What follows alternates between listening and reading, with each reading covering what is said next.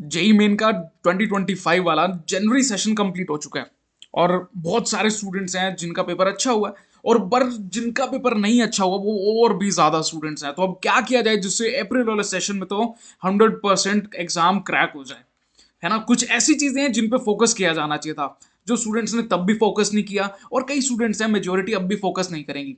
But अगर आप इन चीजों पर फोकस कर लोगे, अभी इन 5 चीजों पर सीख लोगे, तो शायद आपका एग्जाम क्वालिफाई हो जाएगा और आपको कोई रोक नहीं पाएगा, आप अनबीटेबल हो जाओ, क्योंकि आपको ये सब चीजें पता होंगी जो बाकी स्टूडेंट्स को नहीं पता, जो एनालाइज नहीं कर रहे।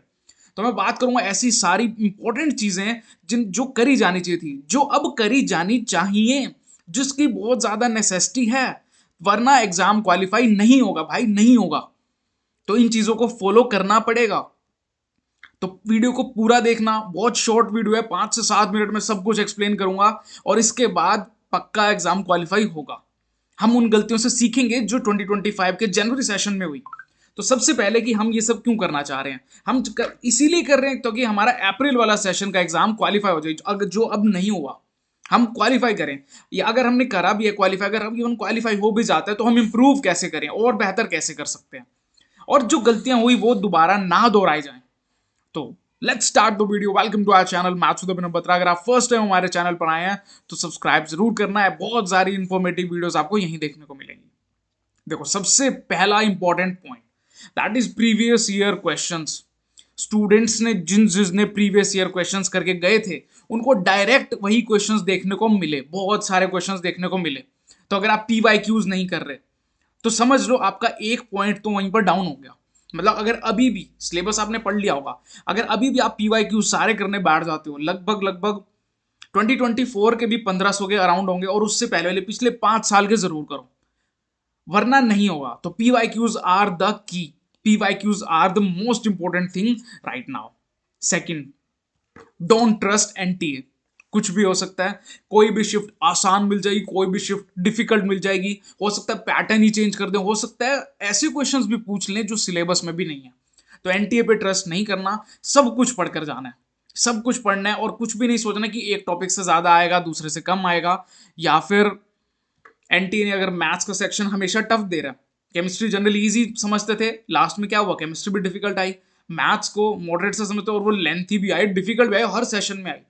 फिजिक्स आसान आते आते कहाँ पहुंच गई, डिफिकल्ट भी आने लग गई, क्वेश्चंस का पैटर्न भी बदल जाता था। तो कुछ भी ट्रस्ट मत करो, हो सकता है एक शिफ्ट में फिजिकल आ जाए ज्यादा, दूसरे में इनऑर्गेनिक आ जाए, और हो सकता है ऑर्गेनिक तो पूछ ही ना जाए। कोई भी ऐसा least important topic, ray optics से 4 से 5 सवाल आए थे एक पेपर में, मैग्नेटिज्म से, उसी पेपर में मैग्नेटिज्म से 4 सवाल आए। तो सोच लो, जो लीस्ट इंपॉर्टेंट टॉपिक्स थे उससे भी आने लग गए। तो एनटी पे ट्रस्ट नहीं करना और सब कुछ पढ़ना है। तीसरा और सबसे इंपॉर्टेंट टॉपिक, सबसे इंपॉर्टेंट चीज, इंस्टाग्राम पे बहुत सारे क्रिएटर्स पागल बना रहे हैं, तुम्हें फुद्दू बना रहे हैं। वो क्या करते हैं, बोलते हैं अगर तुम इन 5 टॉपिक्स को कर लोगे तो तुम्हारे जे मेन में इतना परसेंटाइल स्कोर हो जाएगा, ये टॉपिक्स क्लियर हो जाएंगे, इतना स्कोर कर लोगे। ये 2025 का जेई मेंस ना, उनके मुंह पर एक बहुत तेज थप्पड़ है। अब मैं नाम नहीं लेना चाहता उन क्रिएटर्स का, अगर नाम ले लिया तो विवाद हो जाएगा और मुझे कोई कंट्रोवर्सी में नहीं पड़ना। बस मैं चाहता हूं तुम अवेयर रहो, ये पागल बना रहे हैं तुम्हें। एक ठीक है कि हाँ इतना एक्सपेक्टेड होता है, बहुत बड़े बड़े टीचर्स भी इस पे वीडियोस बना रहे हैं, मैं उनकी बहुत रिस्पेक्ट करता हूं, सभी मेरे फेवरेट हैं, सभी एजुकेटर जितने भी हैं मैं सभी को पसंद करता हूं, सभी बहुत अच्छा काम कर रहे हैं। और वो जब वीडियोस बनाते हैं तो ठीक है, बट कुछ mentors, so called mentors, bro you have to be an educator if you want to be a mentor. अगर आप सिर्फ मेंटोर हो, you can't be a educator, और आप नहीं सिखा सकते स्टूडेंट्स को। अगर आप सिर्फ मेंटोर बन के सिखाना चाहो तो you have to be an educator.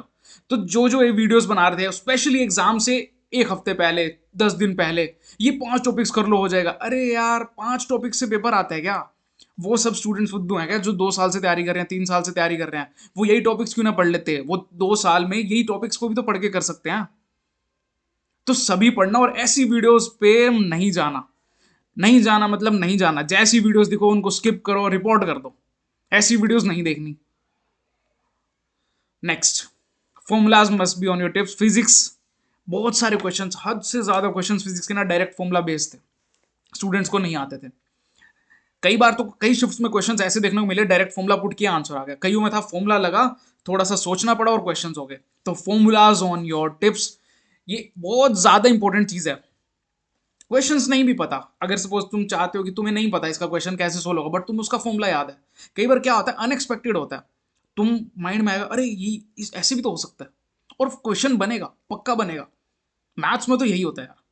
मैं कह रहा हूँ फिजिक्स केमिस्ट्री में भी होता है, बट मैथ्स में अगर मैं भी कोई क्वेश्चन करने बैठता हूँ या मैं स्टूडेंट्स को जब सिखाता हूँ, तो अनएक्सपेक्टेडली एकदम से हो जाता है, नहीं हो रहा नहीं हो रहा, डिफिकल्ट है, और एकदम से कोई फॉर्मूला लगा और हो गया, कोई ट्रिक पता लगी और हो गया। तो फॉर्मूलाज जैसे जैसे याद करोगे उतना ही बढ़िया तुम्हारा हो जाएगा। और फिजिक्स एक्सपेक्टेड ये रहती है कि फॉर्मूला बेस्ड ही आएगी, केमिस्ट्री तो वैसे ही एनसीईआरटी बेस्ड है। तो फॉर्मूलाज को बहुत ज्यादा टिप्स पर रखना। फिफ्थ, जितने ज्यादा मॉक टेस्ट लगा सकते हो लगा लो, अपने आप को वो प्रेशर फील कराओ एग्जाम वाला। बहुत सारे स्टूडेंट्स थे, मैं इंस्टाग्राम पे इतनी वीडियोस डाली कि मॉक टेस्ट लगाओ, मॉक टेस्ट लगाओ, मॉक टेस्ट लगाओ, नहीं लगाए स्टूडेंट्स ने, और बाद में मैसेज करके बोल रहे हैं भैया लगा लिया होता तो ठीक रहता। बहुत कम मॉक टेस्ट लगाए थे, सोचते यार मैं ना पेपर से ना 15 दिन पहले मॉक टेस्ट लगाना शुरू कर दूंगा यार। What the hell is this, 15 दिन पहले? बाकी दिनों में क्या हो गया? डेली मॉक टेस्ट लगाओ यार, डेली।